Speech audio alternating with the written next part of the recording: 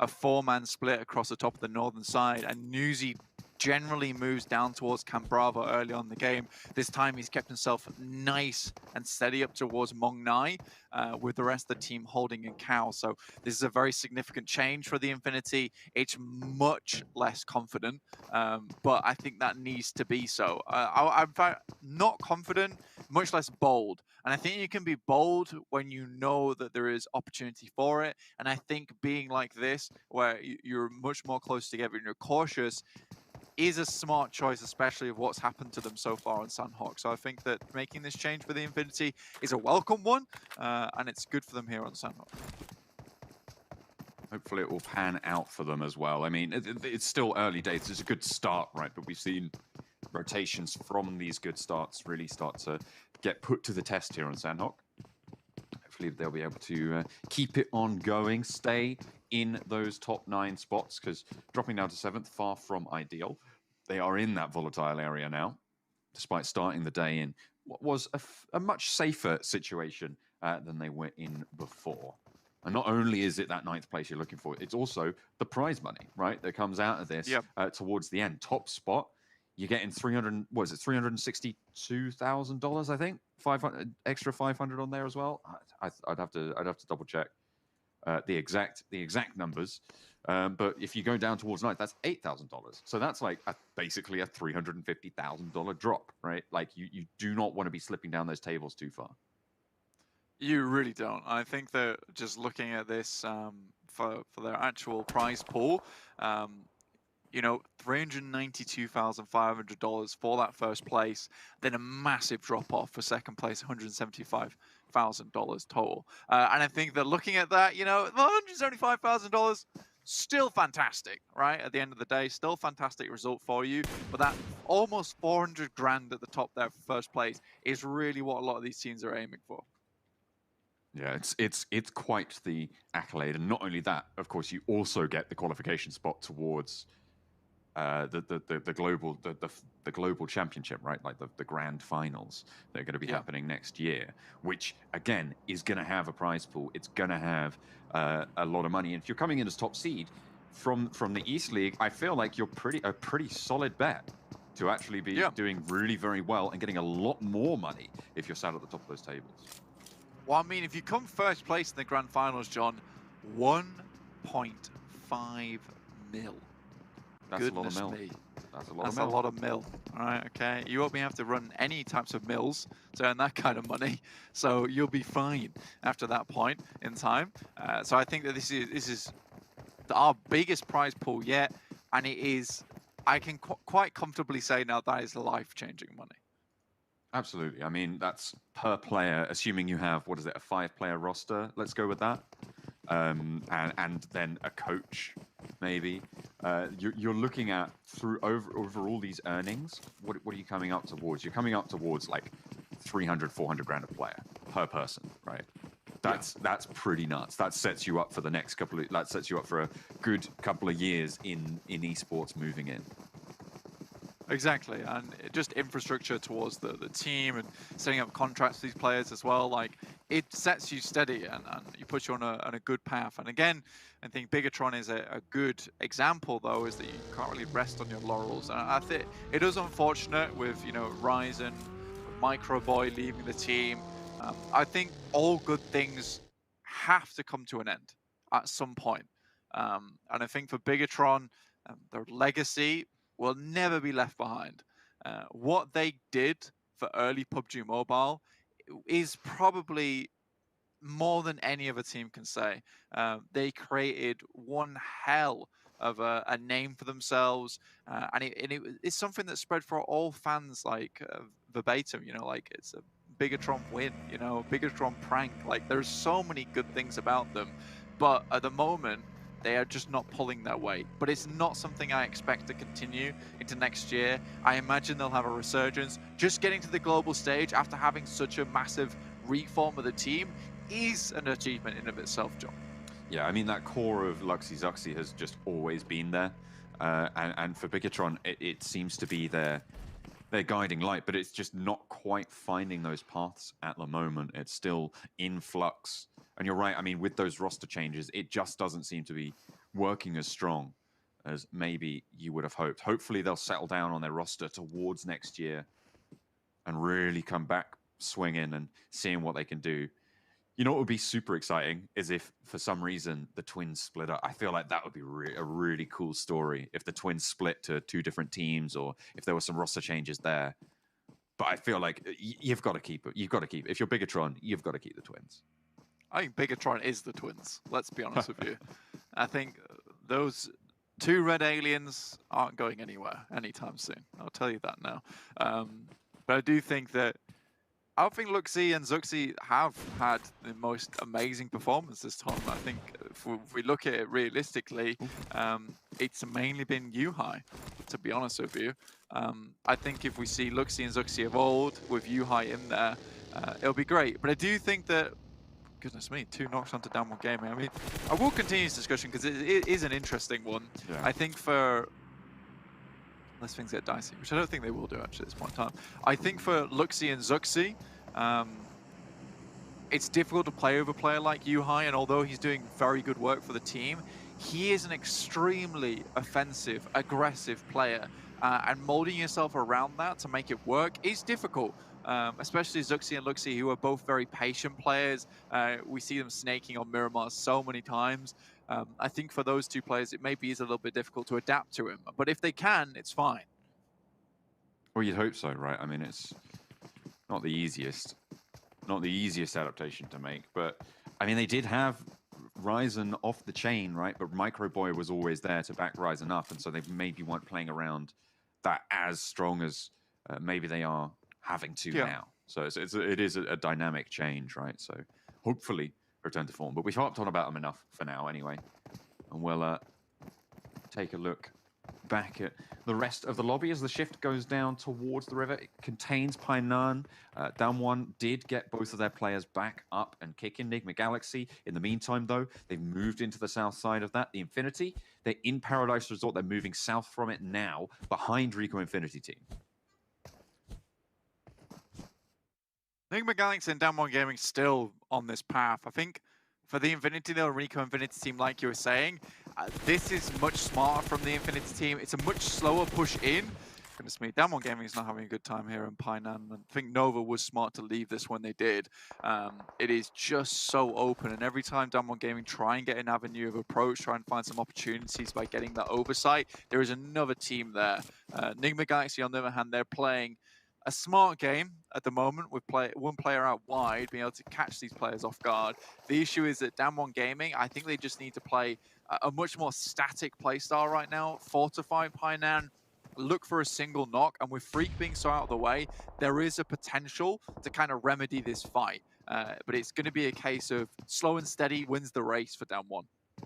Hopefully. But not only that, they have Nova to contend with, who are in a very similar position to the place they guarded out Bigatron from Painan. The question is, will these teams know of that position? Will they know about this rotation? Were they paying attention? Did they do their homework? I mean, I think for... oh, goodness me. Nade over towards Fidan. There is player on the side, and Logan as well. I think Rico Infinity team are feeling the pressure from the Infinity. Mela gets out of the way. Nuzi gets another knock and finishes off Fidan. Great nades coming through from this guy. So now it's just an ass on those hillsides, trying to snake it out, trying to stay alive, but they know where he is. Will spot Nuzi, looks for the flush as well. The Infinity really don't want to lose players right now. Mela nades over the top, and an ass now. Attention drawn. Nuzi to cover, and the Infinity can look to get him back up in a minute. First aid getting popped right now for an ass. Has quite a few meds on board by the looks of things. Should be okay, but the nades keep on going, and it is just going to get harder and harder. God Tani, final nail, and it's Rico Infinity team dispatched as Infinity push in from the back. For the Infinity's not so bad. I think Stalwart would chime me into that fight, but they're so far out of the way now, they should be able to get Nuzi back up again. I want to quickly talk about a very quick graphic we saw early on, which is Nuzi's damage numbers, or top damage in the lobby.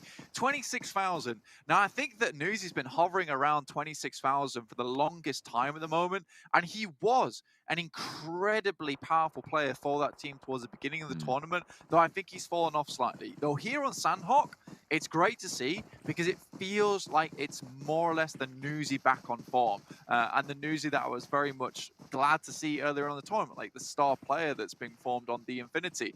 Now they're going to have to move through Stalwart. They will have to worry about DXavier as well as. So we'll see how that does occur. Bigatron took boot camp in the meantime.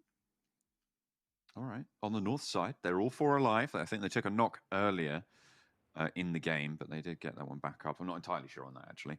Have to double check. But Stalwart on the northeastern edge. Hainan fight still going on. And on the south side, you've got a couple of teams looking to push in. People yet to leave from Quarry as well.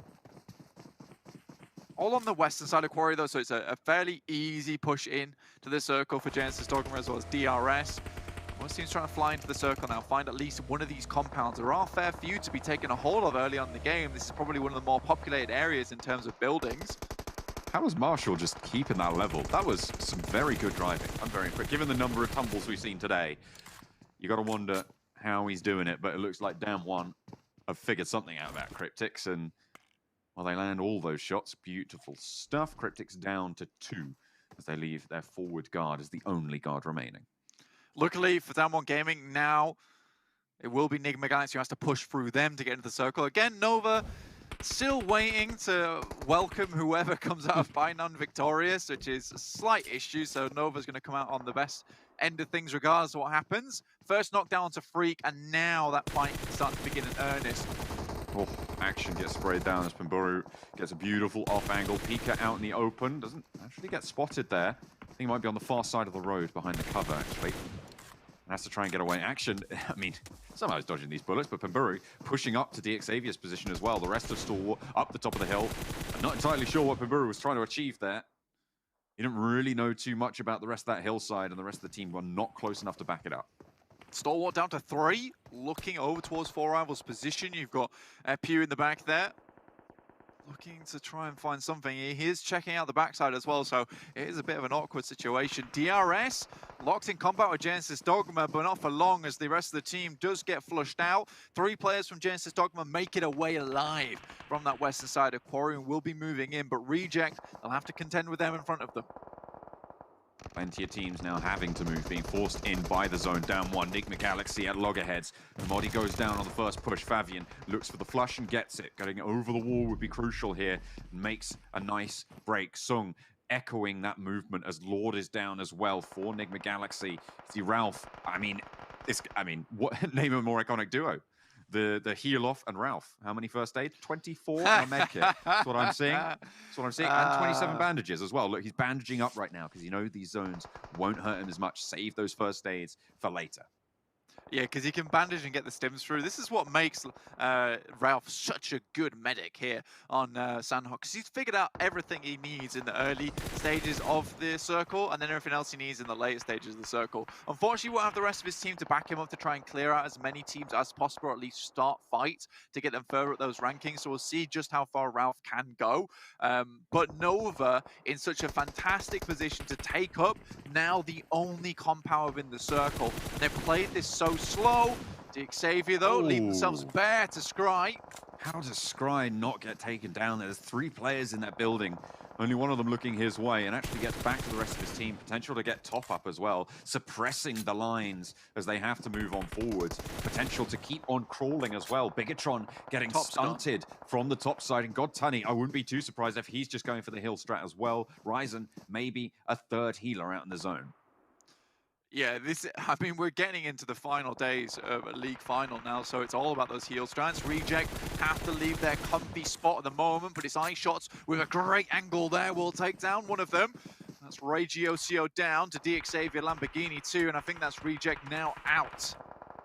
Nova looking good, but they're going to have to move. DXavier closer to the circle. Reject have some foothold, but the players behind are trailing and downed. Only one player standing. Divine, MS Chonburi as well, out in the open. And you have to wonder, if MS Chonburi are out in the open, can they move faster and better than the teams in these compounds? Jumper's going to get a couple of elimination points for his troubles. He's not looking right, though, so he doesn't see the player who's directly behind that rock. Unfortunate stuff for him. DXavier inside their compounds. Oh, look at that. No! Nova with one hell of a shot from along the way, and I think this is smart from Nova to hold this compound as long as possible. Divine might just be able to get up one more player. Ray Giocio can get across to him, and they are, in fact, in the circle. That's very, very good fortune there for Reject to get those 2 players alive. The question is, can they stay that way? Can they keep on going? And now MS Jonburi looking to guard out Nova, but Stalwart are moving up on their back as well. Top gets sat down, and Pika nades over the top to try and get some retribution. With 3 players, they need to even these numbers as fast as they can. A flash comes through, and MS Jonburi lose a full player. Nice. Bonsai low, and Stalwart back them off for now. Another nade comes through. That might be good for NC2. Does just get out of the way as fast as possible. Pika's already grabbing a new one. Tosses that, keeps him in contention as the blue starts to move this way. 6th zone though, so this is gonna tickle. It's gonna hurt a lot more now. Nova looking to move up in the meantime, and they've swung in from the south side, and MS Jonburi caught in the jaws. They are getting swallowed up here. Nova looks to move out of their position. I think they might have even left QC1 on the heel strat on the game. Paraboy takes on MS Jonburi, nade around the back, forces the fight with NC2, and sprays around the side, but can't find the first. The second, though, is good. Jimmy is there to save the day. Paraboy will be brought back up into the fold. MS Jonburi going down is fantastic for them. QC1 will go down here, but DXavier now have a good chance of this game. 4 eliminations, but look at Nova. 8 eliminations so far. DXavier, they want to hold on to those spots towards that 9th place. This probably needs to be a good game. It would see themselves towards the top of the fold once again. I'm wondering where those healers are out in the circle. I mean, the Infinity are still there. Enigma Galaxy are still going. See how hard they can go. I'll take that back. The Infinity still going now. DXavier with the numbers advantage. 3 players, but they're trapped in a little tricky divot downhill. Yeah, God Tunny this time doesn't get spotted out on the northern side and should be able to heal for a little bit longer. It's Nova coming up towards Reject at the moment. There is an off angle on the left-hand side, John. Stalwart taken down, but Divine now under pressure. Nova moved through. Jimmy leading that charge. Reiji takes him down. Avenges his teammate. He knows Jimmy's on the rock, but the blue zone will push, and he needs to keep the inside track here towards the circle as Paraboy falls as well. Both players from Nova down, and the Infinity are still healing. DXavier in the middle now against Reiji. 1 versus 3 around the side. Will the Infinity outlast Reiji? Will he be able to get found 1? But the flush comes through, and the heal is there with the last first aid in for God Tunny. He stays alive for the Infinity into 2nd place, but it is DXavier who will be claiming the chicken dinner. And there was a much-needed chicken dinner as well, John, to take that one up, to put themselves back towards the top of the standings. Reject really had no right to come towards that 3rd place at all, but through all of it, they push and push and push and make it towards the end of the game. Very well done to Reject, and I think coming off the back of that Miramar, realizing that things could have gone so much better for them, like having that determination to make it towards that end game, getting those players back up again, and honestly, Regiosio being such a clutch member of the team, like, I am so happy to see it. Really, really well done to them. Absolutely fantastic stuff coming through from a lot of teams in that lobby, actually. And I mean, again, we see the power of stacking first aids on one of your player come through from 2 of those teams. I mean, Enigma Galaxy going down, I think, what is that, like 5th, 4th, something like that? And the Infinity coming 2nd in that game as well, off the back of that heal strat. I mean, it feels like Sanhok really is the fallback option set of plays, and we might see more teams start to do that, although not today, as that was only Sanhok.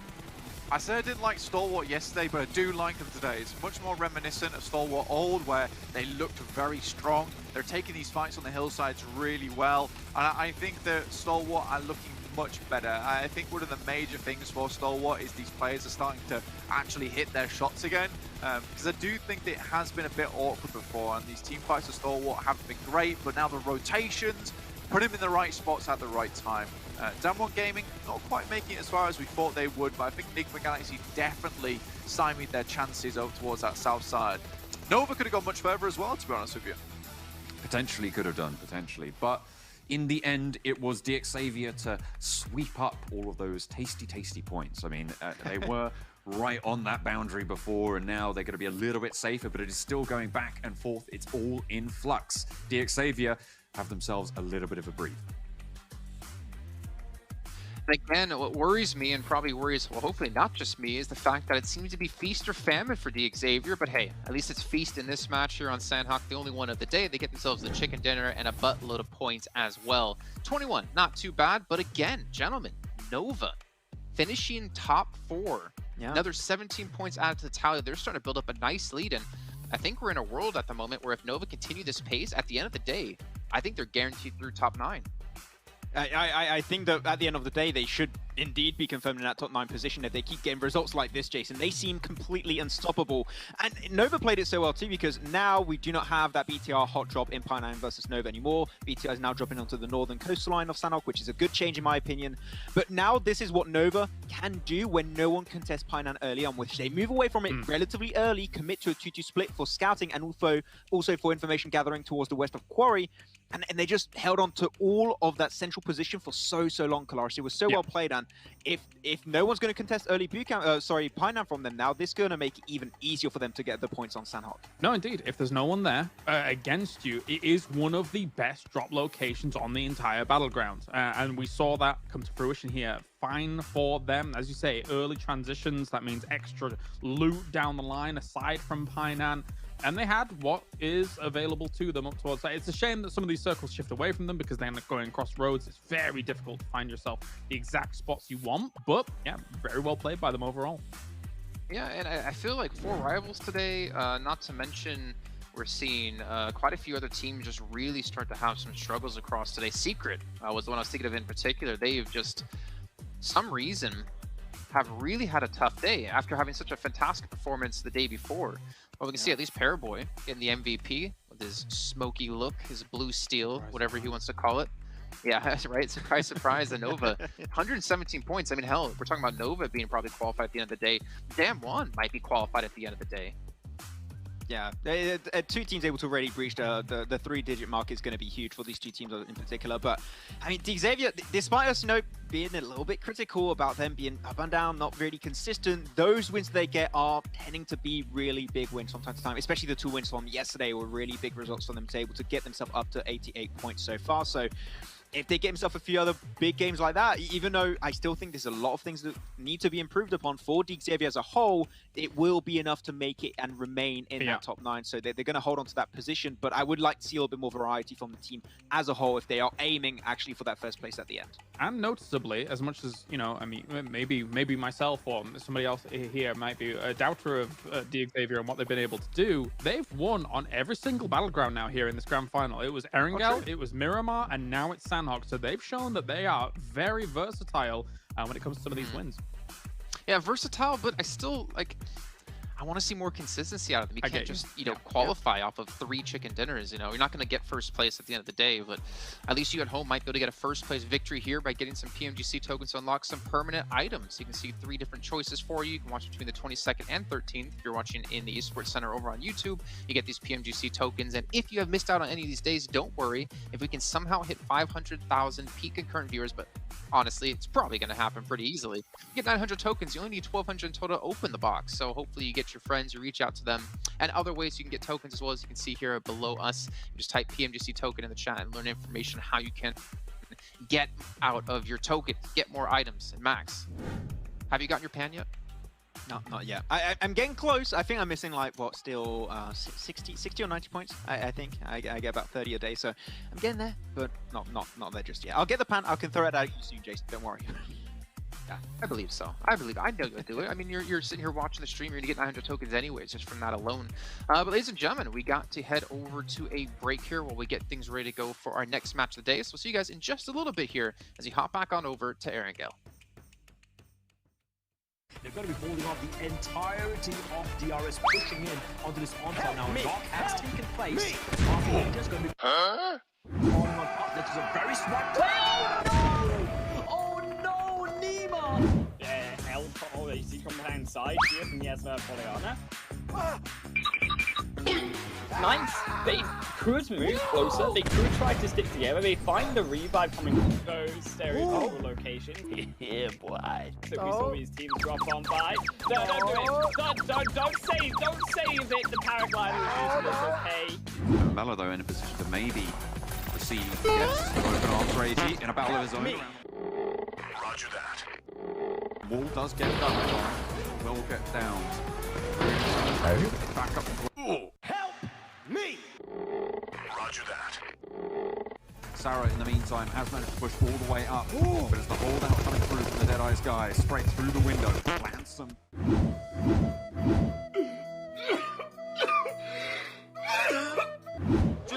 make their way outside of Cheeky, which I would argue is a little bit too late.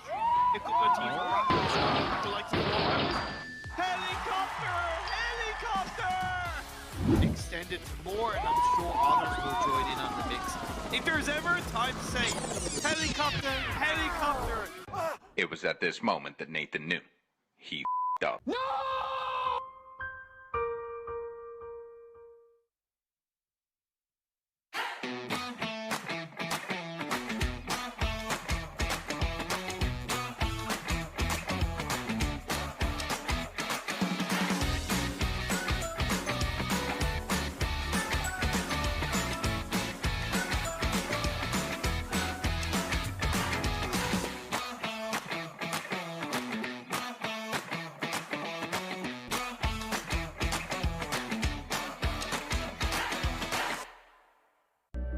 I saw the first light, the first steps.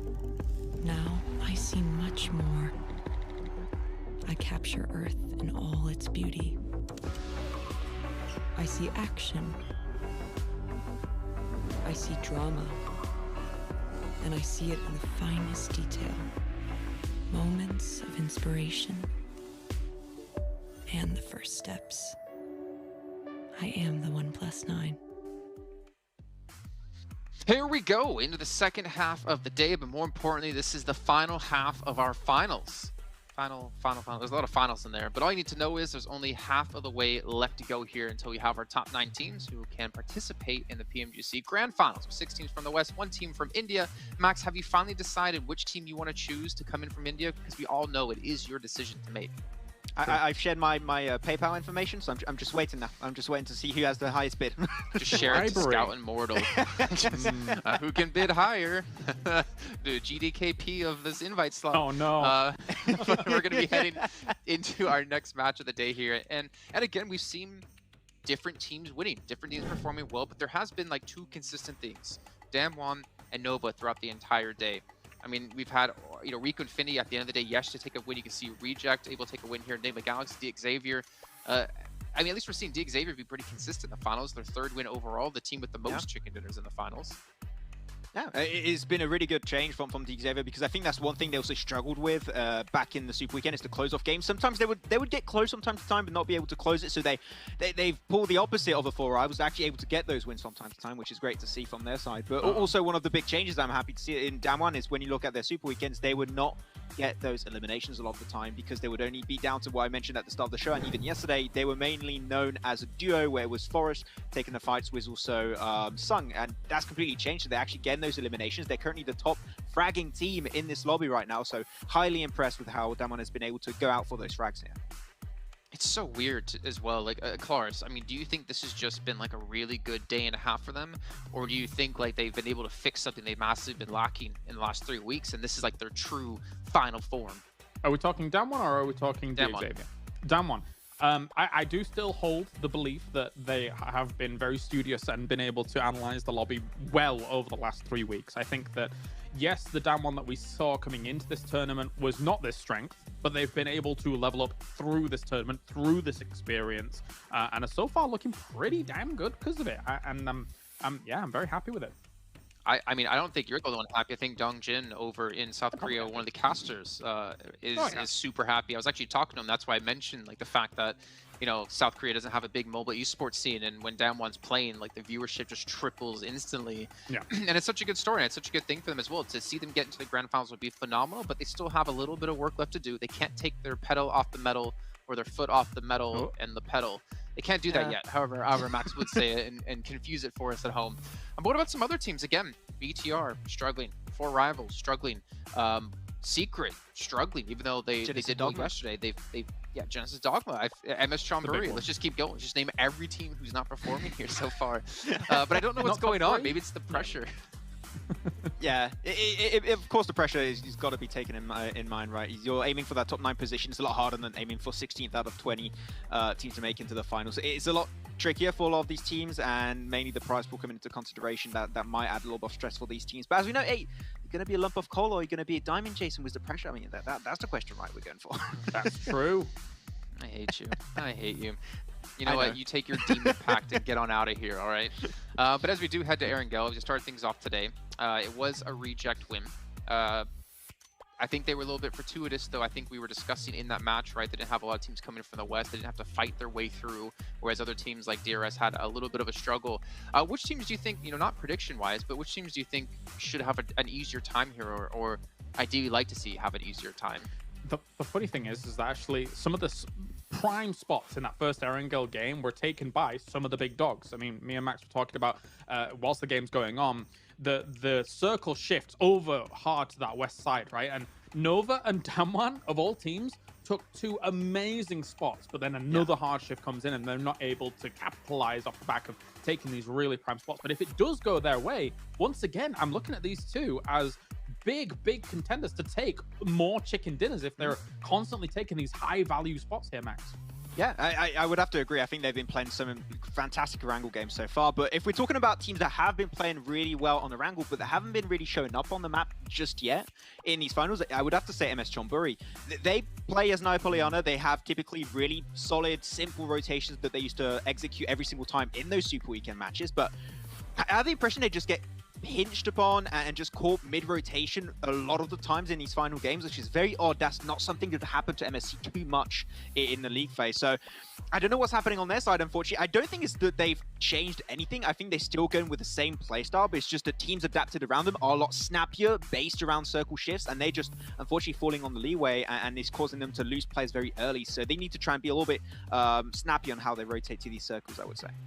Okay. I mean, taking a look here between Nova and Damwon when it comes to the finals alone, honestly, I'm so surprised. I mean, I know, excluding the fact that Damwon have been doing so good, but I'm so surprised to see this turnaround in damage and eliminations, because that was one of the things we really honed in about and really, like, beat them about quite a bit, right? Was the fact that they weren't getting a lot of limbs. They depended on Sung to, like, clutch a 1v2. They didn't really seem to have that mechanical prowess when it comes to fighting head-to-head against other teams. And I think I even asked you, James, like, Damwon up against, you know, Nova, do you think they can beat them in a head-to-head firefight? And I believe you said no. But now we're seeing something switched on within the team. I don't know if it's the in-game leading, the calling, the strategy, or what it is. But they are being able to compete now. And to see Nova have such a strong day and see Damwon this close behind them is such a godsend for Damwon.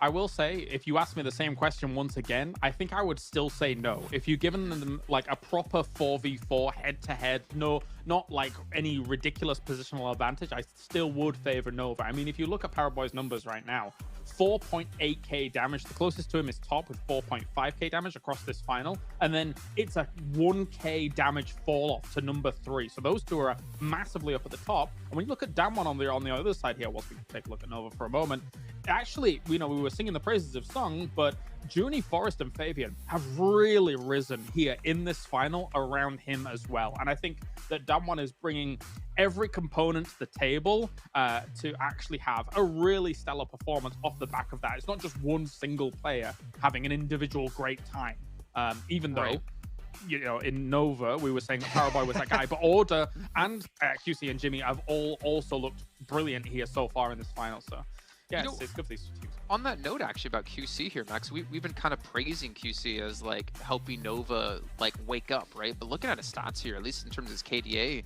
he's really not been that impactful. But I do wonder, like, was King performing that much worse? Is there something QC's doing that's helping the team and helping Paraboy and Jim and Order step up like this? I'm really curious about the internal workings within the team.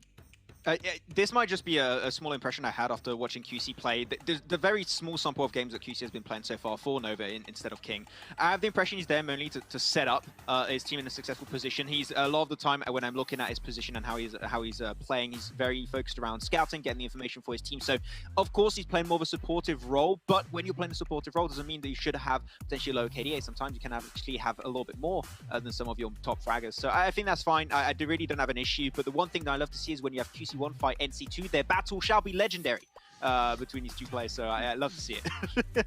Also, I think we can all agree in terms of the best glasses in PMGC, and Nova's got him hands down. That was a widespread. What? I mean, no. I'm happy with my glasses actually. But okay, cool. Thanks, Kalaris. That was free, I guess. No problem. I'll take them when I can.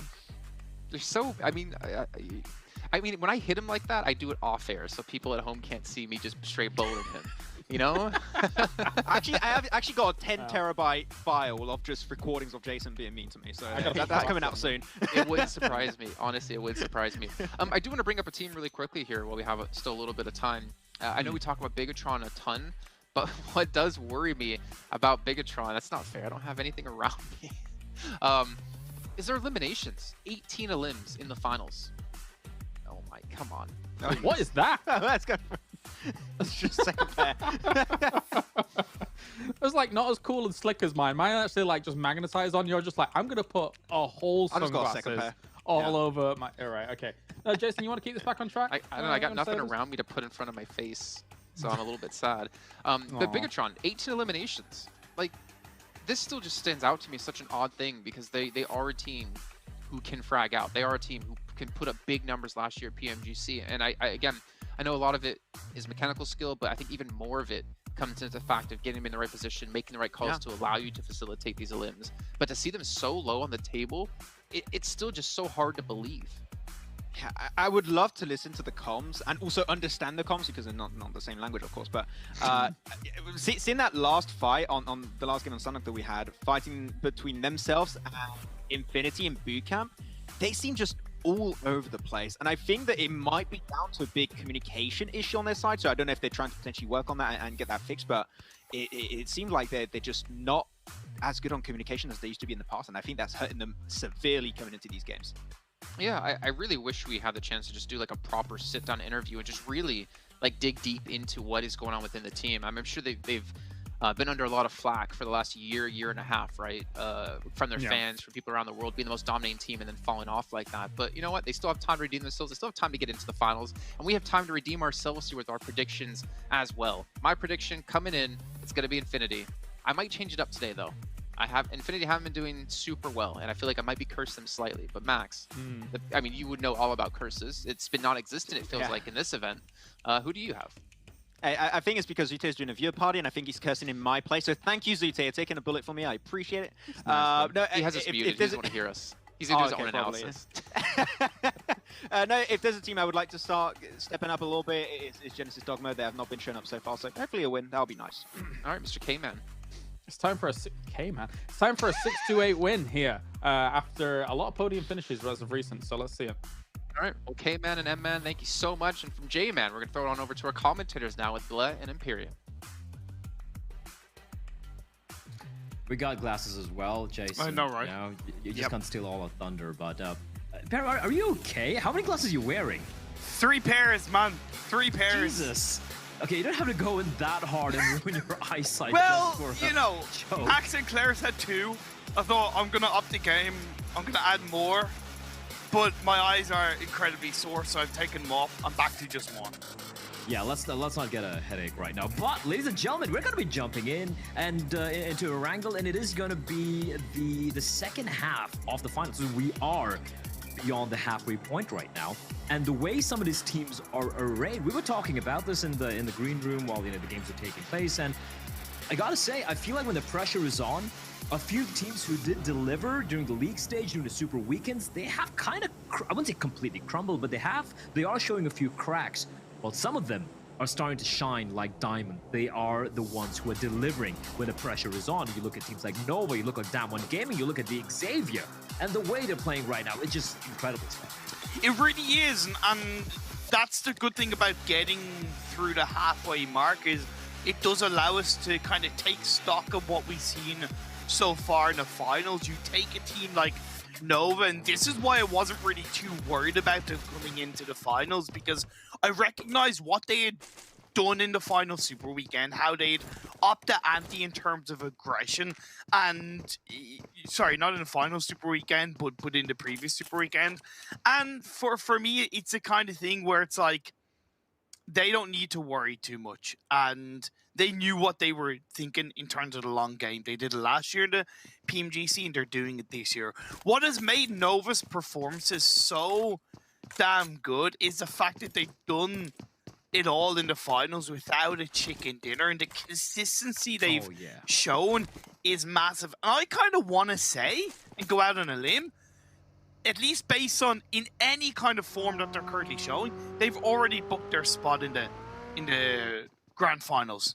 They're on a current points per game of 13. 13 points per game in the first 9 games. That's a massive average. Oh yeah, for sure. And I mean, look, it's going to be there is still a world, like, if they get 0 points in the remaining 9 games, that some of the teams are going to catch up and they're gonna be knocked out. But it's not going to happen. Let's be real. That it's not impossible, but it's highly improbable. Exactly.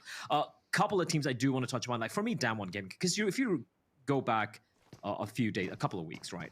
I remember that map on Sandhawk where I think it was Sung who managed to steal it away, snaking around. Yes. If you remember that, and we were like, yeah, that's how Damwon Gaming are going to be getting these chicken dinners. They're not looking for fights. They're just being, very quiet, avoiding the fights. They're the only team right now, as far as I can gather, at least in the top 8, top 9, who have more eliminations than they have placement points, and they are on 100 points after 9 games. That is such a massive turnaround, and I'm so very impressed with the South Koreans right now.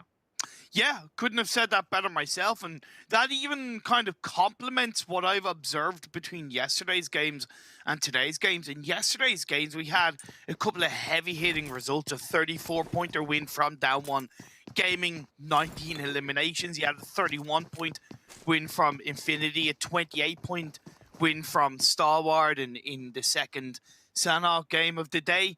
In today's first 3 games, the highest chicken dinner win has been 23 points. I've been thinking about it, and I've been kind of going, well, why is this being the case? I do think it's part of the process of a lot of teams who maybe struggled yesterday, such as Reject, are adapting and getting stronger results. We're seeing a little bit more consistency from the likes of Xavier. But honestly, I really feel like a lot of the lobby are playing a lot more passive today than yesterday. And that has allowed the likes of Nova and Damwon Gaming to shine so much brighter, because they're 2 of the few teams who are taking so much more control in these games, are really grabbing hold of their positions and going, okay, we are holding on to it. They're adapting, they're rotating quicker, they're moving faster compared to a lot of other teams. A lot of other teams, and I hate to use this team as an example with the lineage they have, but BTR, they're playing kind of hoping that the circle goes towards them, hoping the other teams take each other out around them. And that will only work for so long. That will only work for so many games. Damwon kind of did that at the start of the tournament. They've adapted, they've evolved, and they've gotten to the point where they are. So many other teams need to realize that, hey, this is a 3-day event. We're halfway through. You've got to take some risks, take some chances, and get aggressive. Yeah, I think you hit the nail on the head right there, right? Like, if you're going to just keep relying on the zone shifting in your favor, sure, it's going to happen a couple of times, but it's not going to happen all the time. And in the couple of times when it does happen, then you got to guarantee yourselves, if not a chicken dinner, at least like a 20-plus point game, which is not something you can rely on. It's not something that's very sustainable, right? I'm taking a look at the player standings as it is right now. It's a great mix of all the regions in the top 9. We've spoken about Nova, Damwon Gaming, the Xavier team. I want to talk about a little bit more. During the Super Weekends, I spoke about how I missed the Xavier during the Invitational, where they were looking so very good, and they seem to have kind of fallen off, but they have delivered here during the finals. And if you look at the rest of the teams, though, we have Nigma Galaxy from Mina, we have the Xavier, the Infinity coming in from Southeast Asia, we have Stalwart Esports from South Asia, we have Reject in 7th position, we have Nova and STE 628 in the 1st and 8th position from China. So it's almost like the entirety of the regions being represented, but considering 40% of the teams, of the 20 teams who participated are from Southeast Asia, it has been a bit of a, I know we still have a lot of games remaining, but it has been a bit of a decline, so to speak, I feel, for the majority of the Southeast Asian teams. Yeah, for sure. You're dead right. That's the thing. We're halfway through. It allows us to take stock, and you're dead right. 4 rivals in Genesis Dogma, I think, are the 2 of the most underwhelming teams that we've seen in the final so far in comparison to how both teams were performing across the whole of the league stage. I know that's 3 weeks, so it allows that kind of value to come through, but we were expecting so much more with regards to at least Genesis Dogma and how many games they're able to close out. And I really love what Blank said in the previous, actually I think it was the 2nd game or the 3rd game about Genesis Dogma, how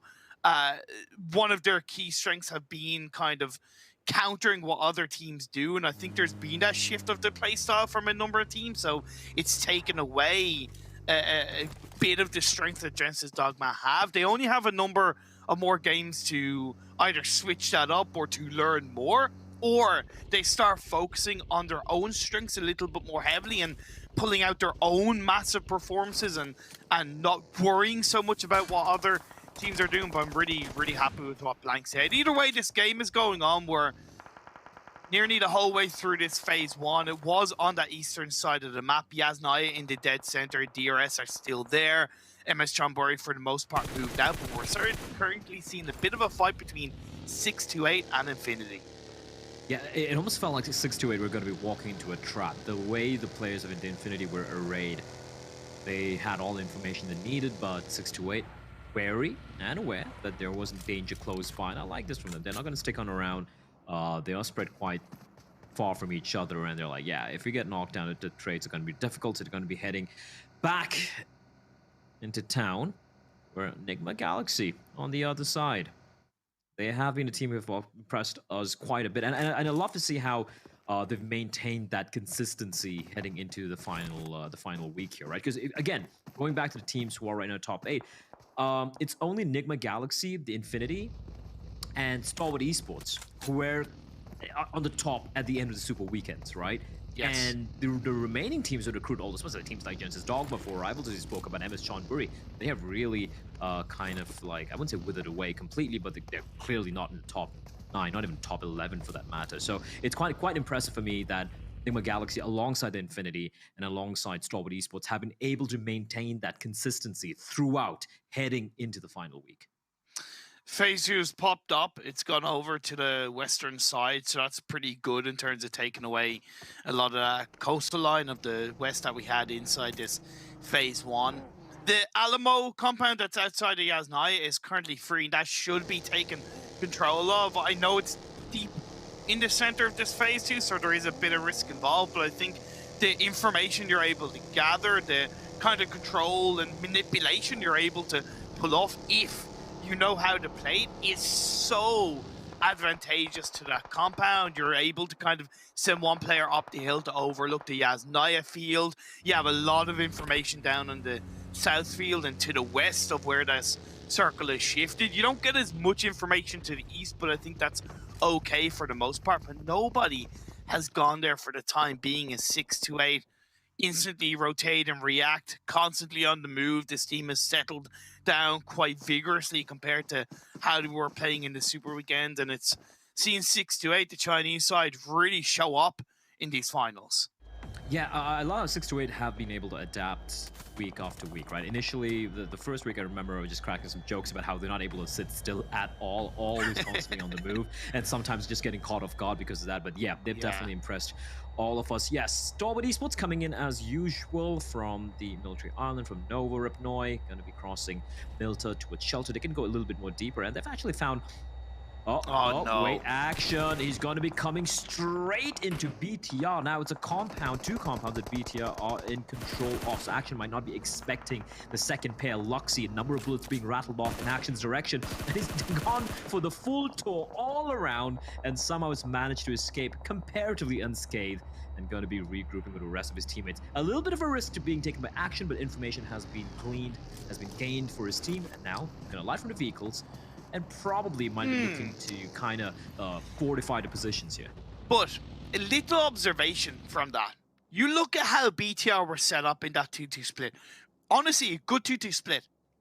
But look how lack of readiness for that protection of the compound they were. If that had been the full Stalwart side, honestly, BTR would have been screwed overall because they were inside the museum. They were not really set up to defend that area as confidently, and they were just lucky it was one player and he got away.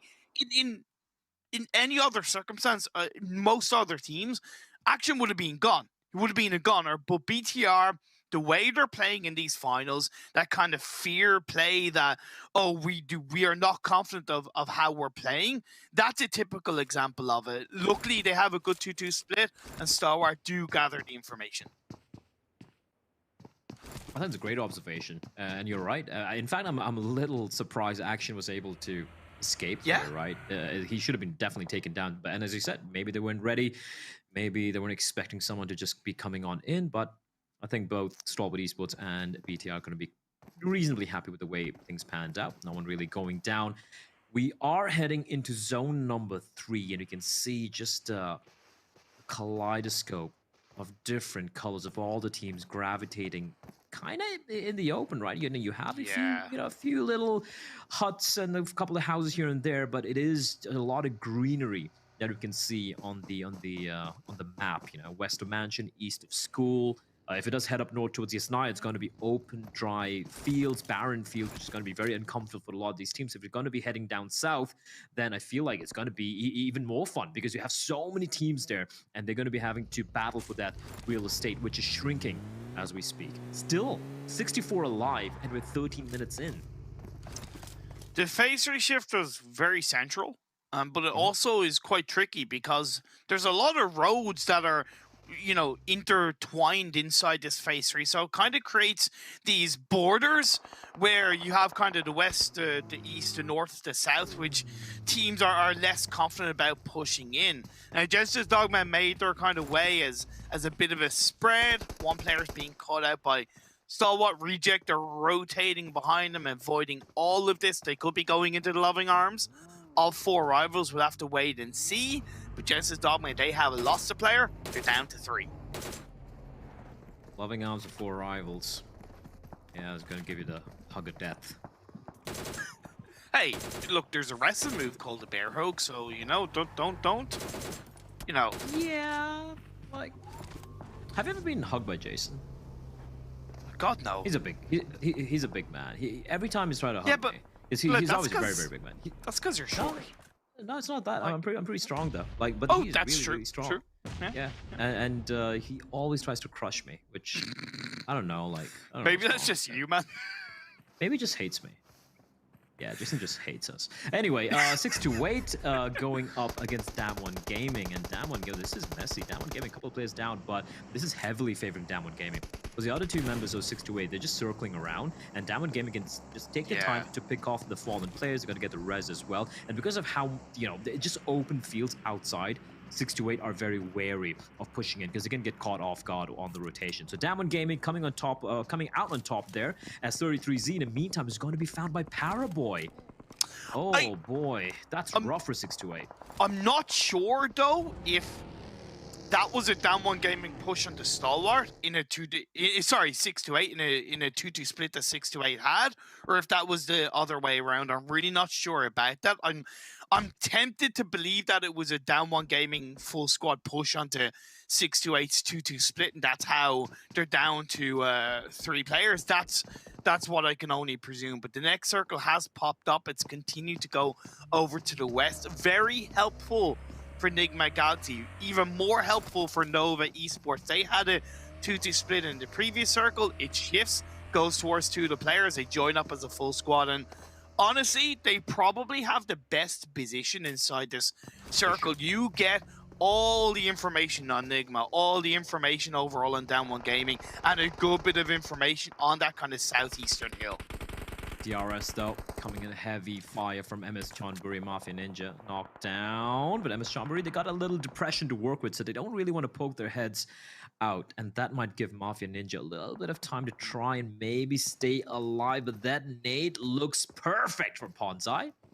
Goodbye, good night, Mafia Ninja, and DRS down to a 3-man unit. Meanwhile, we of course have BTR. I think they had a bit of a skirmish at 4 rivals, but they were able to make their escape, but they're heading straight into, well, the waiting arms of the Xavier. But BTR are doing a pretty good job keeping the Xavier in bay. In fact, doing even one better by taking a Lamborghini, but that was a bit of a kill steal coming in from Genesis Dog. I'm not convinced by BTR losing 2 players like that. You know, I don't know exactly what happened between them and 4 rivals, but you know, I'm gonna wait it out to see what they can pull out inside this phase 4. They are in the edge of the circles, that's good, but it's gonna be difficult to protect as MS Chonburi look to crash in more heavily onto DRS. DRS, all these nades are dealing so much of damage. MS Chonburi, considering, you know, that they have this pit and they don't really want to take direct deals, they're doing a great job of the utility usage here. The nades have been on point. Nima's done. Oh, he just patches himself right in the nick of time. And Gyaldin is so fortunate to still be standing. So DRS, yeah, they're getting harassed. Not many beds available either. I just see a handful of bandages for AJ. He's going to be saving that that first aid kit for later on in the game. But yeah, for DRS, sure they have the zone, but I'm not very comfortable. I'm not very. Like, if I were them, I'm not comfortable at all. No, I'm definitely not comfortable with where they are. But you could nearly say the same about MS Chonburi. MS Chonburi used a lot of utility on that battle with DRS, and they didn't really get anything from it. No clean knock, no clean opportunity to push in, and now they're gonna have to wait it out. Reject though, not waiting it out. Going up against 4 rivals, but Happy getting knocked. His teammate able to reply back by getting a knock. I do believe the finish onto Reiji. So Reject will now have to probably rethink how they want to approach this. They're still a 3-man squad. Still have bodies available if they wish to still take this fight, but I like this constant harassment from 4 rivals. They're just not letting it. They're just not letting them be. They continue to push the envelope. Abby getting into the buggy as well. I do wonder what he has in mind. Are they going to just push on into Reject and finish them off? That's an interesting play coming in here. To be honest, I think that was a big mistake from Reject. Like, that isn't even inside the circle. Why would you kind of take on that fight like that? To me, that was a solid mistake from Reject. Well, they're getting punished for it as well. Carry him. And AJ pushing in, the lone man standing for the real soldiers. But he will fall valiantly for his side, but not quite able to do anything against MS Chonburi. Just a 1 knock on the pop, and that's going to be it. Stalwart Esports in the meantime going against BTR. And we said this position, it wasn't great anyway, but now Stalwart Esports, the way they arrayed around them, Pika's going to be... It hasn't been picked up yet. Well, Team Secret are doing a little bit of third-partying from that eastern edge of the circle to slow down Stalwart, so it's giving BTR a little bit of a respite, but the circle has shifted right into the hands of Nova. Are we going to see a first Nova chicken dinner in the PMGC East finals? It would be certainly deserved with how they've been playing. 4 rivals move out of the dip. Sarah, the last player standing from Reject, is going to get taken down just like that. 4 rivals doing a great job, actually, still keeping all 4 members alive here. The rest should be coming in, even though a member has been knocked down. So 5 eliminations to them, 4 for MS Chonburi. We have lost Genesis Dogma. Their woes in the final weeks do continue. And Leauge, he's being very quiet. He lost his teammates a long time ago, and he's not going to face, unfortunately for him, MS Chonburi going to have none of it, obviously, because they are outside of the zone. So he's going to try and sneak his way in later on. However, considering the open terrain, it is not going to be easy. Meanwhile, MS Chonburi, how are they going to be pushing on in? Honda is driving in circles, and that car of his is smoking as Damwon Gaming laying down the pain onto MS Chonburi. And how lucky are Damwon Gaming? That compound of theirs is at the very edge of the next zone. I'm a little bit surprised that based on the knock, the MS Chonburi aren't looking to kind of push more heavily on that, but I understand that the vehicle smoking means that just a feather in that vehicle's direction is blown up, and that's going to be the end of Ponzai. So I understand it. They're kind of waiting. Phase 5 is starting to push in. Cryptics, Marshall's knocked down. Senke, I believe, is the last player standing as him and Mina fight it out. Rico Infinity also down to just 1 player. Senke versus Anas. Anas hasn't been spotted. No idea! So what? He didn't even see him, and Anas is gonna be like, oh, hi there. Oh, Cryptics had him. Senke had him, bro. He was healing. He could have easily taken him down. Unfortunately, not able to find him. And with that, we say goodbye to Cryptics. Although, that being said, Rico Infinity down to the 1 man. And this is absolute bullying. The amount of nades being lobbed in as MS Chonburi joining the fray, getting mowed down and turned by Team Secret. Absolute pandemonium. And 4 rivals, they're going to take that opportunity to push on into the zone and try and finish off the 2 standing members for Team Secret. They have everything to do. Rithal is going to try and get the knock, but he in turn is going to get third-partied by Uni from the distance. distance, but with that, Team Secret will be wiped out. 4 rivals, they stay alive with just 2 members though, but that was a hectic battle. 4 rivals get 2 for the price of 1. A proper Christmas deal as they pick up their 7th elimination. Stalwart go down. I don't know how, but I'm here for it. I love it. Down One Gaming still surviving as a full squad. The circle does now move away from Nova, so they are in a very tricky position because they have Infinity behind them. They have to an extent, go across the road. Enigma are also kind of stopping them from confidently pushing out of the compound that they're in. I think waiting until the last second for Nova, I think is going to be an important part of them moving into the southern edge of the circle. I like how Infinity are making their way in, right? Working in pairs, pushing in, using the smokes to isolate the fight with Nigma Galaxy. Not, you know, so just, you can see the amount of smokes being deployed there. That's not going to allow some of these teams to find third party. But Nigma Galaxy, they don't need any third party. They're going to take the fight head on. Lord able to reply back. Order from the distance, still just tapping away onto Nigma Galaxy. Lord and a sliver of HP has to go prone. Infinity, they're down to just 1 man standing, and Lord is taking his sweet time. He's gonna patch himself up. Newsy, the last man standing for Infinity. I felt like Infinity did everything right, but Nigma Galaxy, they were a wall, and they just shut them down. No, I don't think it was done right at all by Infinity. Considering Nigma were being kind of third party by Nova, I thought it was an overall a very poor push from Infinity. That's my perspective. Nigma now down to 2 players. They've been able to get one up. Hamodi up on his feet trying to move around. They have to play still into the edge of this phase 6 circle. Xavier and Down One Gaming, they're fighting on the northern edge. Because that road is in the middle, there's less third partying from the likes of Nova, but here they come. Here they come. Xavier though. Rez gonna be coming in. Frankie, considering how tiny the zone is, he's gonna be so paranoid. His heart hammering away in his chest cavity. He's gonna get the res for his teammate. So everyone up, back on the feet again for Xavier. Infinity down to just Newsy. And now Paraboy unleashing Nova, going up against Nigma Galaxy and Xavier, spotting down one in the distance, but they need to be worried as well. But meantime, Newsy joining the fray and completely dismantling 2 members of Nova. Finally, he will fall, but he was a thorn there.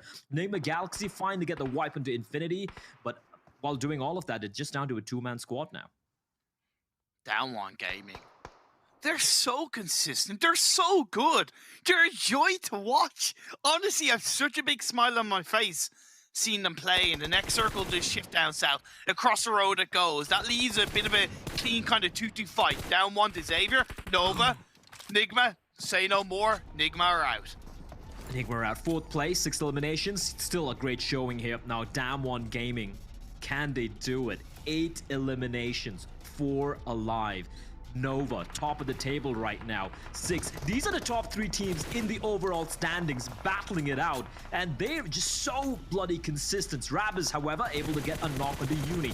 That could be the opportunity for the other members to strike onto the surviving members of Down One Gaming. Fabian on just 1 HP. So close. Somehow still standing, but finally the vehicle, the buggy will blow up, and he will be taken down alongside. Down One Gaming now being whittled down to just 2 members, and the res is looking very unlikely. Meaning it's 3v2v2 advantage for Xavier.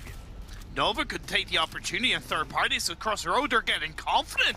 Powerboy pushing forward. Frankie gets knocked down. Forrest opens the door. Paraboy finding Duck as well, and Rabbiz might be the last man standing soon. He's tunnel visioned. He's so tunnel visioned. Fortunately for him, the ball is shooting in his direction. Jimmy runs out of bullets and some, but will still be taken down. Forrest, the last man standing to 1 versus 2. Down One Gaming, 10 eliminations. Forrest will be finished off, and Nova, they've gone absolutely supernova, and they get a very, very, very well-deserved chicken dinner finally. Clean finish for Nova, sniffing the opportunity to third party across the road, getting confident, getting brazen. But that's what's helped make this team so damn good in these finals, knowing how to play this game. Yes, a good bit of circle luck came their way when it did shift into the compound that they held onto. But remember, before that, they had a 2-2 split. So it's the anchor point stack covering all angles wherever the circle went, and they were able to control it from there. I think they played that kind of movement when they had to go away from the compound. They left it until the final second. That's what I said, because if you go too early, there's a higher risk of getting third party. They play in the roofs of the buildings. They were able to third party Enigma, kind of third party Infinity, allowed them to control the south a lot better. And can it just like, if you look at the final, well, not necessarily the final circle, but the final teams left alive, these were the teams at the top of the table, right? We just had the top 3 teams. We even had Enigma Galaxy there, so everyone just delivering here on the map of Iran. And Infinity. Infinity as well. You cannot count them out, even though Newsy was the last man standing. He did his job to try and get them at least a couple more placement points, able to get the wipe as well. So fantastic work overall. The woes of the ones at the bottom of the table continue, but the ones on top, they are continuing to deliver. And now that we are well past the halfway mark, Imperium, questions are going to be asked. The one question I'm asking is, Down One Gaming, is this them joining Nova in terms of the top 9 positions secured? Their ticket, their airplane ticket, wherever they're going to go, that kind of fight for the grand final, the big boy stage. Is Down One Gaming there? Have they locked and loaded their spot? I would arguably say yes, because the second place finish, a hell of a lot of points, a strong amount of eliminations. They're there, baby. They're there. They're there. You know what they say about esports, right? No matter how good you are, there's always a South Korean player better than you. And on that note, we're going to be jumping onto the analyst desk where we have Jason and the Breeze. Yeah, there is always someone out there better than you, especially when it comes from South Korea. But Paraguay proven that, you know what, China has something to say about it. What a good timing, as we were talking about before, watching their push at the exact same moment. I still kind of question the way Damwon rotate at the very final end, but then again, Nova and Damwon yet again here in our top 4. This is becoming a really common occurrence here, guys. They were the 2 first teams to already breach the 3-digit mark in the overall rankings, and they just keep getting those results every single time. And the thing is, Jason, I did not think we might get to a point to the tournament where teams would think of potentially hot dropping and everything. But if they keep creating that big of a lead, you could try and mess with teams that are trying to qualify in 9th place. But after there's such a disparity in 1st and 2nd for prize pool, that I would still not recommend it, right? But after these next few games, like Nova and Damwon, they could get a 0-point day tomorrow, and they'll still be in. Yeah, as we were saying, Jason, the push from Nova here, I think, is really cool. It's not even necessarily the thing that they have to do in that situation. They had a brilliant spot on their side of the road. As this goes on, once again, it's the Power Boys, surprise, surprise, here up at the top. But them third-partying that exactly when they hear the fights going on and they're seeing these knocks happen and stuff like that, why not peek over that road? You know that your angle is going to be significantly better than all of these other teams, if you know the terrain properly, downhill from you. This was pristine play, pristine choice by Nova. You just can't fight it, really. There's no way, because Damwon and DXavier already taking care of one another. You can't push uphill. You don't have the utility and the angles to make that happen. You just literally just fish in a barrel right then. You're just picking them one by one. So it was super well played by Nova. Perfect timing there. I mean, Nova have almost double the points of the 9th place team at the moment. And again, 9th place is that cutoff. They are definitely in position, on track to be 100% qualified. We still have 1 match to go. I mean, I think as long as they don't just completely bomb out tomorrow, they should, in theory, be fine. But DXavier, 3 chicken dinners. Criticized them earlier on today, being relatively low on points considering the amount of chicken dinners they did have. But hey, they're up to 100 now, which is honestly insane. They've kind of snuck up on me, to be completely fair. I think they just told us to shut up, you know. Like, okay, we want consistency. Okay, we'll get you. We'll see how it goes. I mean, I'm happy with how Xavier played that one. They got himself some good eliminations during the entirety of that game, and I expected, you know, big things from this team entering into this PMGC after how good of a world invitation they had at the middle part of the year. They started off slow a little bit, but I mean, they're consistent in terms of how they get those wins, right? Sure, when they have a bad game, it's a really bad game, but when they get those good games, they get a lot of points, so it somewhat evens out on the long term. So it's a strat like any other, and it works out for them, so keep on going, boys. Well, also a quick little shout out to 4 Rivals getting some good points. I think they got about 11, so they're sitting in 11th place at the moment, so they're starting to catch up. But we can see here, you guys at home, the treasure box still available. 3 permanent items you can choose from. If you guys are watching the Esports Center and watching on YouTube, you get tokens throughout the course of December 22nd through the 13th to unlock one of those items, not to mention some special rewards in there. And if, again, you're short on PMGC tokens, well, you're lucky. You can see here, 500 peak concurrent viewers, or sorry, 500,000. 500 would be a little bit too low. You get 9 900 tokens to open up one of these treasure boxes. And also you can type PMGC token in the chat to learn some more information about how you get some even extra tokens in there. And if I'm not mistaken, still click the rewards button below the stream. Max, can you point to it for me? Yeah, wait, do it again? I'm ahead of you, yeah. Okay, nice, nice. You can do that. Yeah, he did 3 times just because he wants to make sure you guys know exactly where to click to get as many tokens as possible. His PayPal, I'll give you that information as well over in chat so you can let him know. But gentlemen, we are obviously about to head to a short break here. We do have another match to come up. We have Miramar for the 2nd time today. This is the 3rd out of 4 time in total we'll see it here in the Super Weekend. And Reject already had a decent start on it earlier on today, though Enigma Galaxy did pull things off. And, you know, I don't want to say it's like do or die time right now for teams who are outside of 9th place, but for instance, BTR, they're currently 42 points off of qualifying. Yeah, and their form's not looking spectacular. But you brought Rejects to say, I mean, even the first 3 games that they had, first, third, it's not quite shooting fish in a barrel like Nova were, or as Maxman would say, poisson de la guitoune. Is that correct, Max? Oh? That's how you say it. That's actually a very famous saying in France. So Thank you. Yeah. So, did you say croissant de la guitoune? No, croissant. Pastries fish. In the like fish in the anyway. Arrêtez! All right, well, we're gonna head to break. I'm gonna take some French lessons, and we'll see you guys on the other side.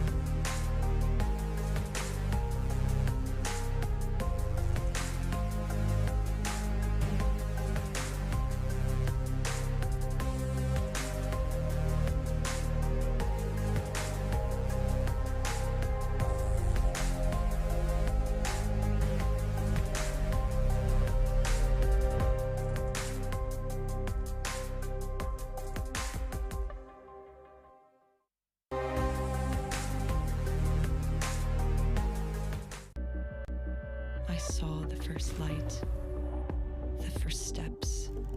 Now I see much more. I capture Earth in all its beauty.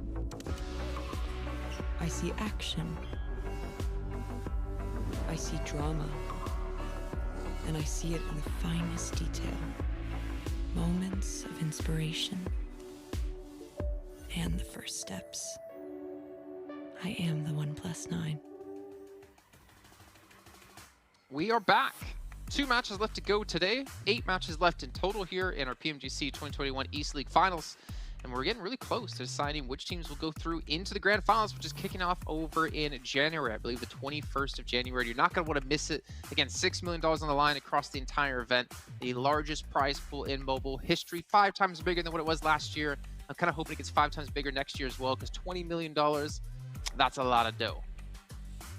It's already a lot of dough. You know? But that's, yeah, that's muted, Max? I see. I think Max might be muted. I don't know. It's really weird. I don't know. I'm fine. I see him talking, but I can't hear him. Can you hear him, James? No. All right, we might want to check his settings there while we'll just continue the conversation without him. I love seeing him freak out right now. What? We're terrible. I'm sorry, man. Yeah, we're horrible people, but I do love how quickly you catch on to us trying to troll him. I was checking my settings. Yeah, I know. You were freaking out. I saw that bead of sweat dripping down the forehead there. But as we dive back into this one, again, Damwon and we're seeing Nova just for some reason be able to step up here when it comes to short form tournaments. We're seeing them really start to hammer things on. Paraboy as well. I mean, he's oozing confidence, it seems, as you saw there with that split second decision making of just saying, let's push top of the road and go for his eliminations. Yeah. And you can see we have Miramar and Erangel left to go, and we're just running out of time. And I know I said it before the break, but Bigatron 42 points behind 9th place, and they're in last at the moment.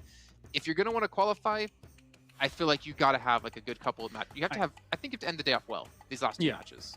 You already mentioned Paraboy though here, and actually we need to hark on this even more because he is top in eliminations, absolutely 25 overall, getting 8 during this previous game, which is ridiculous. But he is now almost 1,000 damage ahead of number 2, which is top.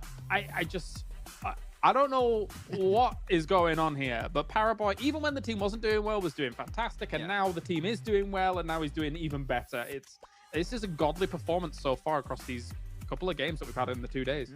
I think before that last game, actually, Order was top in elimination, but Power was like, no, actually, you know what? I'm going to take that spot back for myself. I'm going to be top fragger and also top damage dealer, which we would expect that from Paraboy eventually. But yeah, Nova has just been so good and consistent throughout this particular finals, which is so weird to think that how inconsistent they were throughout the league play, right?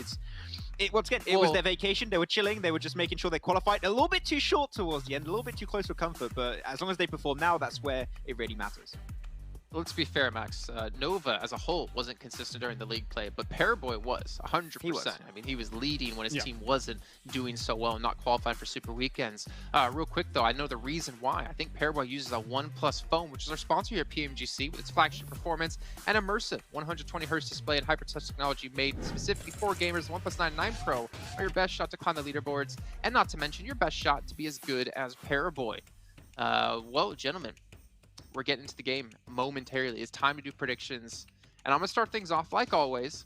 I don't know if production saw my change in prediction, but I did go with reject. Yeah, okay, they saw it. I just wanted to make sure. I was a little bit nervous there. All right, Max, who do you got? Wow. I was scared they were going to have the graphic ready for you. Like, he's never done this before. What's happening? No, actually, I actually pulled the Jason on this one. I pulled an Infinity as my prediction. So, we'll see how they can go with it. You make it sound like you opened a pack of cards and got Infinity, but yeah, I also well, the pack was Infinity. Upside down, to be fair, when he opened it. I knew what was in it, yeah. Yeah, makes sense. That makes sense. Wait, he knew exactly what was coming. Yeah. It's amazing. Yeah, I'm going with Infinity as well, because you know what? They're really good. Okay. Well, I mean, that is good a reason as ever. Thank you. I am actually hearing word we are going to be having a remake on the lobby. So I believe we're going to head to a short break. I'm just hungry. I don't know why. We're going to head to a short break here while we get things sorted out. We'll be back momentarily here with our 5th match of the day. I love that for Pep Bro. It's like, you kill me, I kill me. And he kills himself. Zuxi, he was being a snake for quite a while.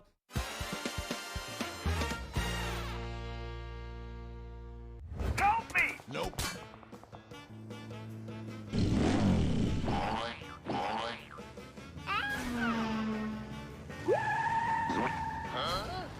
No! God, please, no! No! No!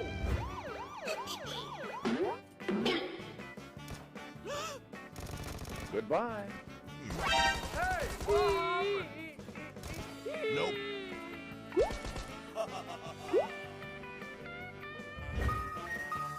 Help me! Huh? What happened? Ooh. Excuse me.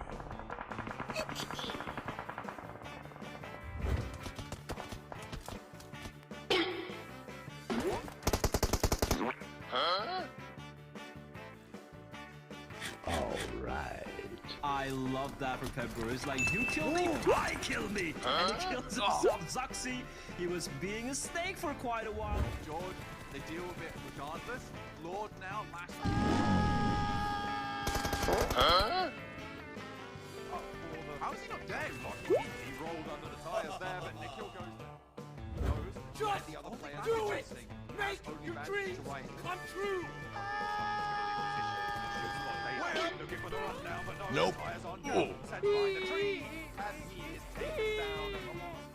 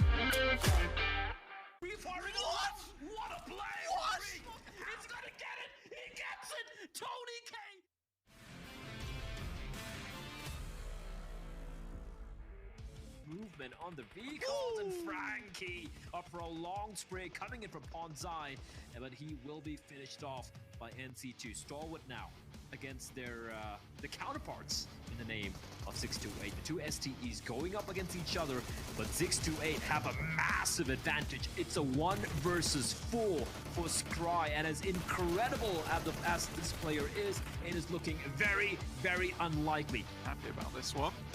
Somehow they've managed to keep all their players up. It's been rough though. I think a lot of them are down. Sadly, this is why Damwon Kia is towards the bottom of the tables, is that they are just crumbling under the might of Nova at the moment. Wow, that's brutal. That is brutal. The nades just keep pouring down, and that is Damwon Kia eliminated from the game. 3 teams remaining. One gaming. A nade from 628 will connect onto Tony K. Looking to be stolen away by Fadan. Is there anything sweeter than a normal elimination? It's stealing an elimination away from another player. That's a double knock by Fadan. Rico, what is up? Right next to each other. Shifu seems to be aware, but Freak's fully patched up. Shifu, he checks the corner, he goes No! for the free fire, but he's more than ready. Is Freak on a sliver. 1 HP. And Freak he's only got bandages, so Turu, if he times this right, he knows it's there on the corner. Molotov, yeah, that's gonna flush Freak out. Comes free firing. What a play! What? Freak absolutely ruins Deadeye's guy's days. Yeah, Emma Chonburi have evacuated the premises, and Tony K. Okay. KKK. Tony K. If that M249 could shred them, he's gonna go for the play. Oh, I love that. Tony K finds one, runs back up again. Now Scry, let's go for the res. Going for the long reload. It takes about half an hour. It's like assembling an IKEA table. It's going to come peering around the corner again. Another knock for Tony K. He's found 3 members of Stalwart Esports. It's going to get it. He gets it. Tony K. The 1v4 against Stalwart. What a beast.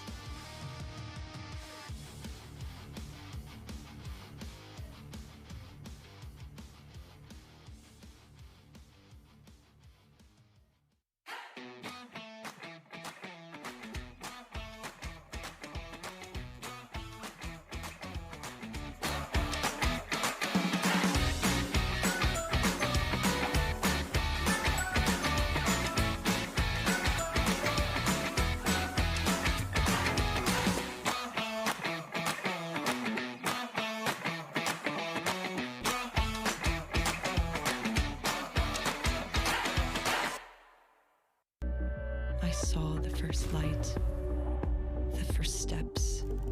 Now I see much more.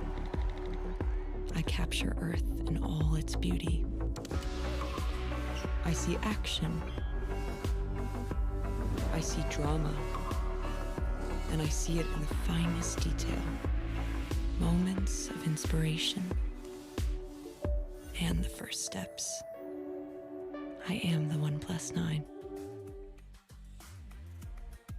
Welcome back, everyone, to the League East Finals Day 2. We've kicked the analysts out. The casters are back. Obviously, an analyst stop, talk, start game. They were delaying the games all this while, Imperium. We figured it out. Yeah, of course, we got to the bottom of it. We did some investigations, Sherlock Holmes-esque. And yeah, now we're going to be getting into this game. Finally, we are the saviors. We're going to bring you the game. And this is the second Miramar game of the day.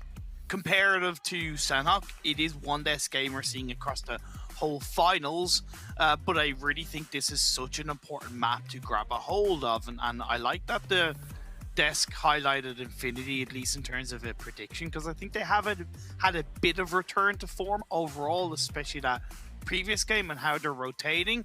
There's still that volatility there, especially compared to the PMGC like league stage, but I would also, yeah, bet my money on Infinity if I was a betting man.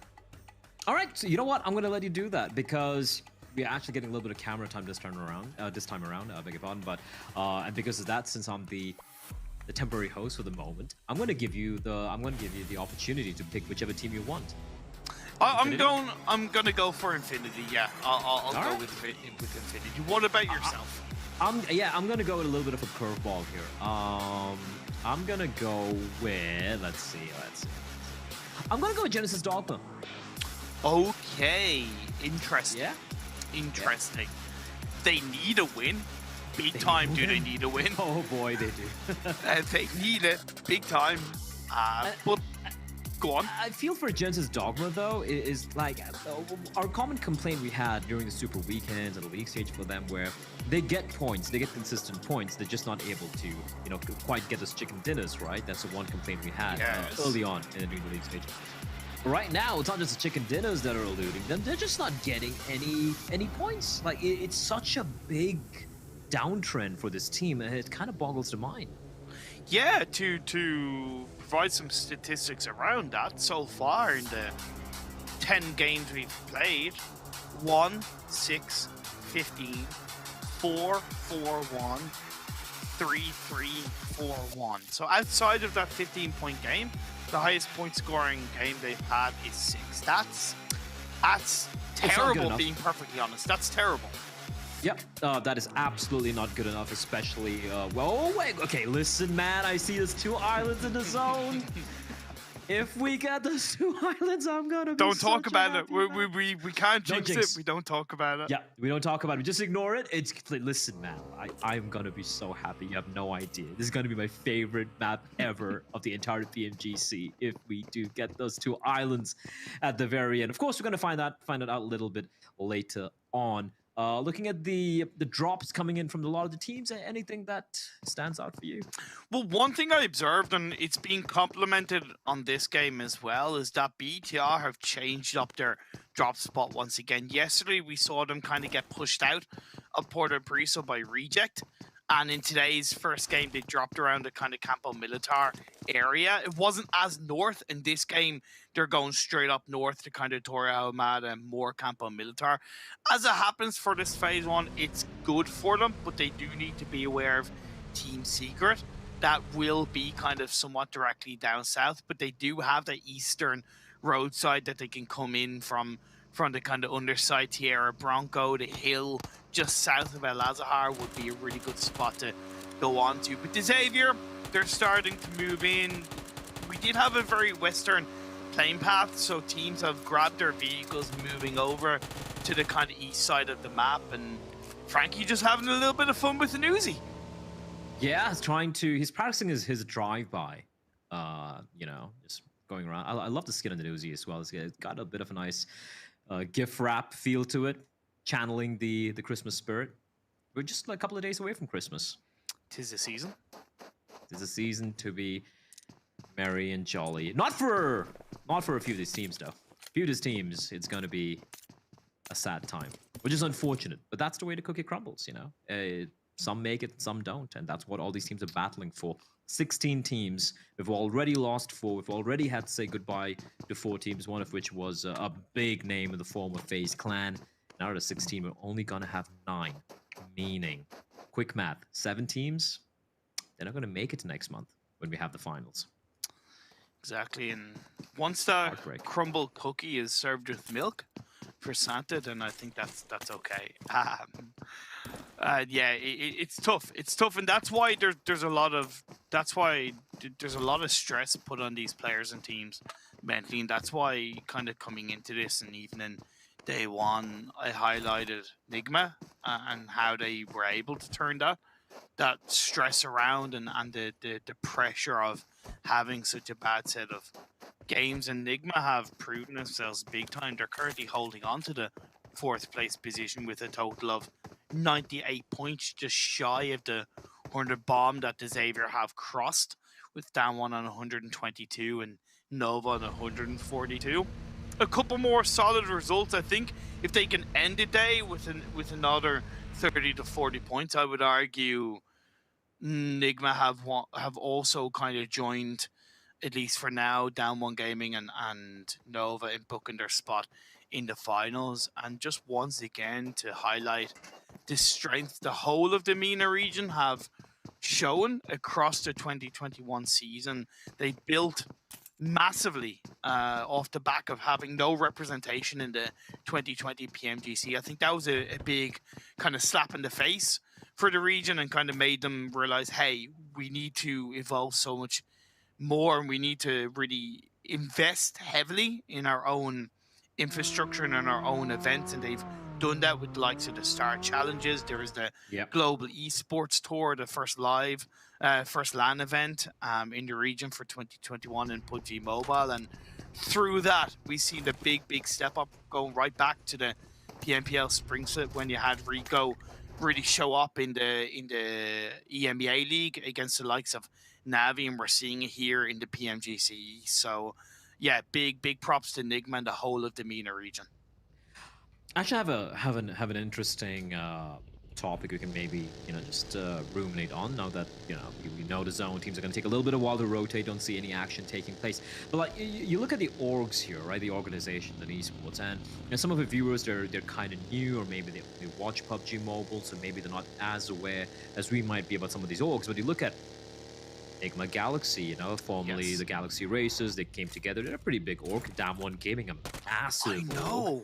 Right, and then you have I'm taking a look here. You have an org like Team Secret, also another massive org. Now I'm not saying that the rest of the orgs are like bad or like unknowns, but compared to the amount of success these particular orgs I mentioned have had in other esports titles, you would assume that they do have a bigger support system, so to speak, for these teams to deliver. So the question here is, are these three teams of these three big orgs I mentioned, are they delivering because of maybe the support system they've been provided by the org, or were they just good already and the org just picked up a good lineup? Now, there's also the caveat that FaZe Clan didn't make it, and they're a massive org as well. So, there are still certain outliers. Very lucky there, Jumper, and is going to scurry his way to safety. We can get back to the topic.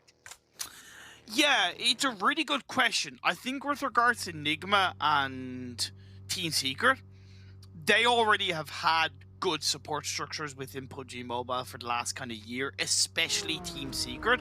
Like, they played in 2020, 2019 even, right? So I don't think that's too much of a question on that. The support structure is definitely there. I think the biggest plus for me in terms of a big org entering the scene has been Damn1 Gaming, and the fact that they will have had less time to implement the big support system or to develop a big support system within PUBG Mobile for the South Korean side, because they did acquire the roster relatively close to the PMGC. So to me, this was just a good team getting a good confidence boost by a big org signing them, and then recognizing that, hey, if they support us, if they believe in us, if they're putting money and a name behind us, we should do that to ourselves, and they're showing up. And I think that kind of like investment from a big team like Damn1, a big org like Damn1 Gaming, I think is only a plus for other big orgs entering the PUBG Mobile scene, to extend on it. I'd love to see a Team Liquid, I'd love to see a G2, right? Those kind of orgs entering in towards PUBG Mobile into these regions, and recognize the power that the community have, the power that is in terms of competitiveness, and see them succeed within that. But either way, this game is going on. Teams are converging in towards the central part of the circle. Nova have a 2-2 split, which is, I think, quite risky considering how deep they are. The Phase 2 has just popped up going up north. It's good for BTR and Team Secret, but right now they're kind of locked in their own internal battle, which could hurt both teams. I'm really sad right now. Why? The islands. Oh, I know, man. Just gotta wait. One day, man. Zuxi. Oh, we just got blown up there by Team Secret. First blood being drawn, and as is the case in a map like Miramar, a lot of the early casualties do take place inside the vehicles, which wind up being coffins for them. Order has been knocked, and Appy just pushing up, but they're getting shot from afar. Great cover fire being provided by QCL from the distance. We talk about how this guy doesn't really have the stats, but he definitely, it's the intangibles. He doesn't have to get all the eliminations for his team. As long as he's doing his job, he is a very valuable member for this team. So great work there as Nova will manage to get the res. I mean, QCL's position here for Rivals, they kind of pinned down with a man down at the same time. Great quick response from Nova, and it's really part of what has made them so dominating in these lobbies. I talked about how they had a bit of a big 2-2 split in Phase 1. Well, converging together, recognizing that teams were going to be around him is going to make it work. But Werethal is able to come in and get that opening knock to at least save 4 lines for the time being. Appy is still around. QC1 goes a little bit too deep and pays the price. Oh, the trades are so fast and furious. Appy will fall as well. Now Jimmy is a lone man standing for Nova, and he is getting hounded. Appy down. Appy trying to crawl down that ridge so he can be potentially rezzed by his teammate. Werethal with the nade trying to keep the final member at bay. Deals a little bit of damage onto the final member standing.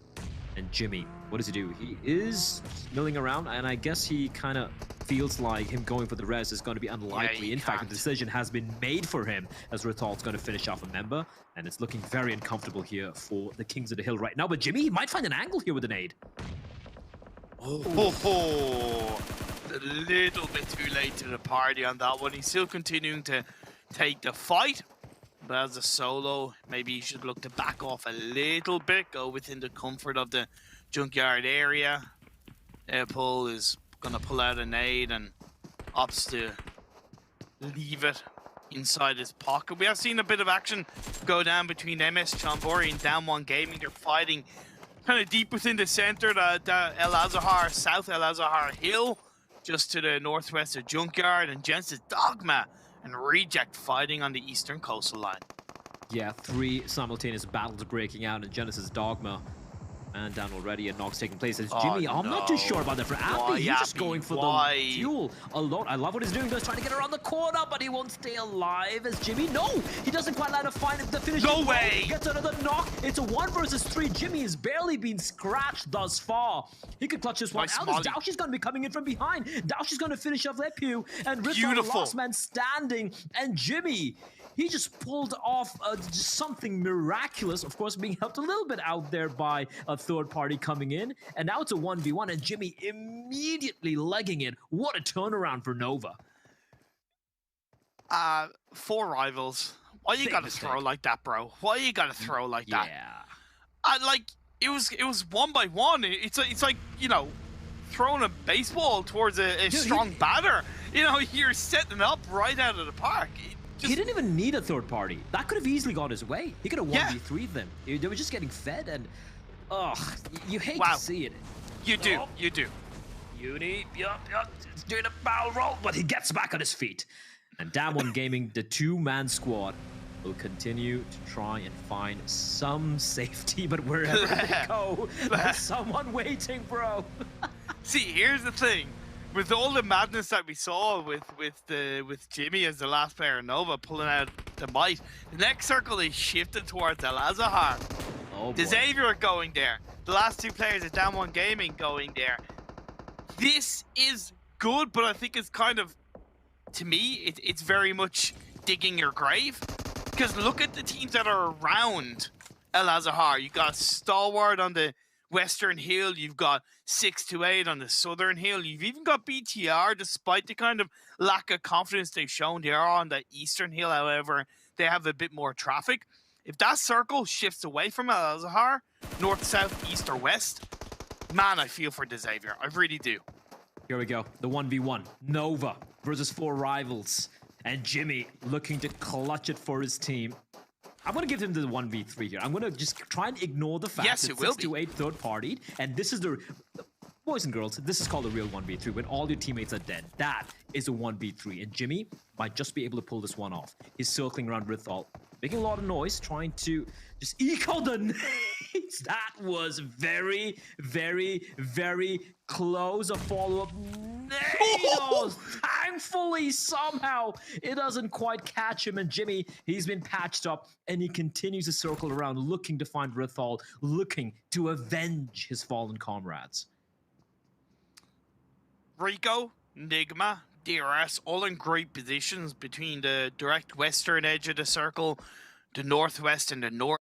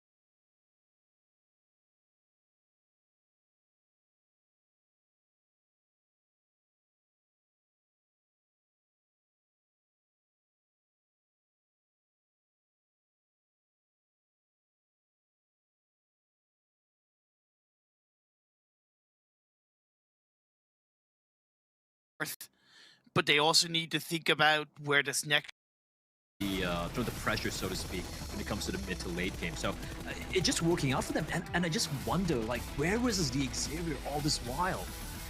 Do you really need to ask that? Because at the end of the day, they still did what they needed to do to make it into the finals. True.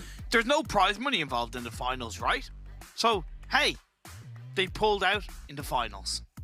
They pulled out in the finals. They pulled out. They're looking really good. Of course, we're looking good as well. On the analyst desk, Jason, take it away. Whoa, ladies and gentlemen, Xavier 4 chicken dinners in the finals. James, do we have a new super team here in the midst? Do we have a new first place team potentially coming through? Great question, Jason. I don't think so just yet. I think that it's ridiculous to think about like how we've got here. They have got themselves 4 chicken dinners in 11 games. There is no team that has even got themselves two so far. However, Al-Azhar is their drop spot. They'd left, they come back, they go to police station, and then they move to the central part of Al-Azhar, which is the most important chunk of it when you're actually playing an Al-Azhar finish.